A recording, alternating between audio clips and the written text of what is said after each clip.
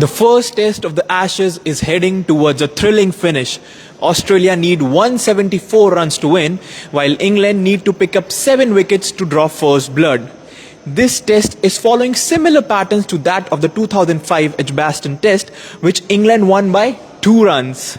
But who will reign supreme this time? That's what we are going to discuss in this live. Hello and welcome to WION Sports Xtra. I am Nikhil Mathur and I'm joined by my colleague Vidur Kathuria. Hi. So an interesting day of cricket. Do you think Australia have the advantage because Usman Khawaja, who was the century in the first inning, is still not out? Well, it's very, very tough to say. I think England, they gave themselves a lot of confidence with those 2 late wickets on day 4. And that too of world number 1 and world number 2. Steve Smith and Marnus Labuschagne. That could sway the tide in England's favour. The first session will, as we always say, that the first session will be crucial. But that will be the case today as well. Australia will look to score runs quickly. It's a chaseable target. It's very much doable. They've shown in the past that they can chase down targets between 250 and 300 in the 4th innings.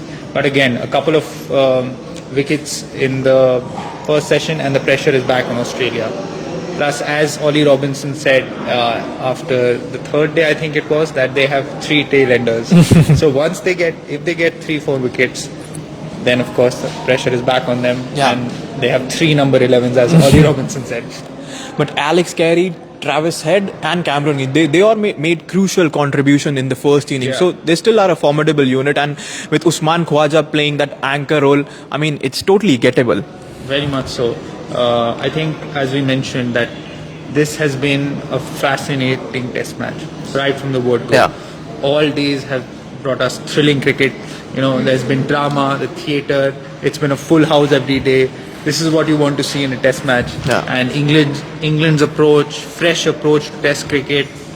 Australia also being world test champions. That is why we are saying that there are shades of the 2005 series where Australia were by far the best team in the world. Of course, right now they're not at that level, but they're world test champions. England were a very exciting unit back then with Andrew Flintoff, Kevin Peterson, and of course now with Bazball, they're again probably the most exciting team in test cricket. Definitely. So I think that if the Ashes, it's even 75% of what we saw in the first test, it's going to be a series to remember. And I was watching the highlights of day 4. What a brilliant spell by Stuart Broad. I think every ball felt like an event with the outswing, and he got Marnus Labuschagne and Steve Smith with those outswingers. I mean, that, as you said, that turned the tide towards England. And again, what a fascinating 4 days of cricket. We had everything. We had drama, as you said, first ball boundary by Crawley, and then again we had centuries by Joe Root, and then Usman Khawaja, declaration on the first day. What else do you need? Players stepping up, the old guards, turning the clock back. Stuart Broad and James Anderson. Yes. About Stuart Broad, again, he loves, the crowd is completely on his side. He knows how to get the crowd on his side. He wants the crowd to sort of shout whenever he's bowling and cheer him, and that adds to the drama. And the crowd has been absolutely fantastic. Even engaging in banter with Steve Smith, which obviously went viral. And fair play to Australia as well; they've taken it well. It just, everything about this series, about the match so far, has been absolutely fantastic. So, what about Stuart Broad? He is now bowling with so much confidence, and I think Ricky Ponting made this point during commentary. He said that the fact that Stuart Broad and James Anderson, they get so much time to prepare because they don't play, they just play test cricket. And they get months to prepare. So Stuart Broad said he's been preparing on his outfingers, and the result is there in front of you. We've got, and probably Anderson may have some tricks up his sleeve. He hasn't been given that much of the ball. They have some questions. Yes, we have some comments. Ham Samich says it's going to be a rained out draw. Well, let's hope not. He's not a very positive person, is he? And only rain can, help the match to be a draw. Otherwise we're going to see a result.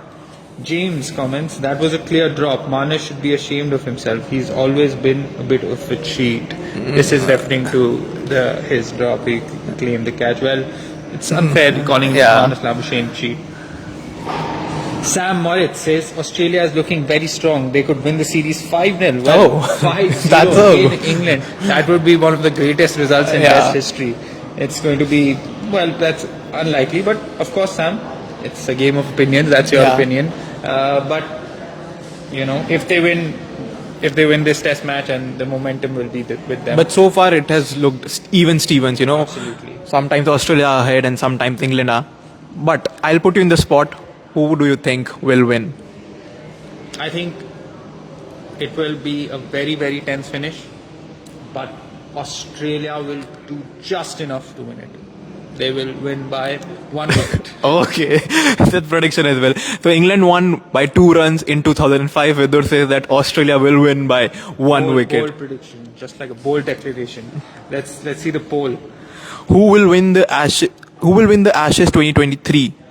I think we're talking about the first test, First right? test, yeah. So England 46%, Australia 54%. So I think our viewers agree with you that probably Australia will nick it. All of them are making very bold decisions.